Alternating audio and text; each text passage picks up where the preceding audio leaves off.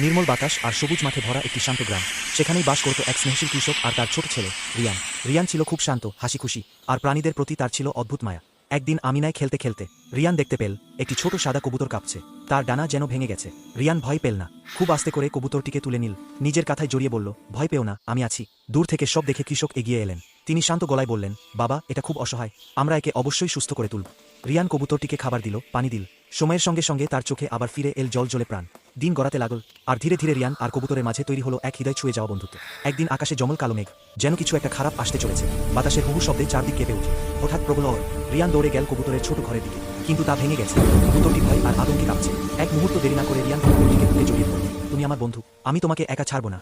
ঝড়ের মধ্যে ছুটে এসে কৃষক তাদের দুজনকে ঘরে তুলে নিলেন। নিরাপত্তা আর উষ্ণতায় ভরে উঠল চারপাশ।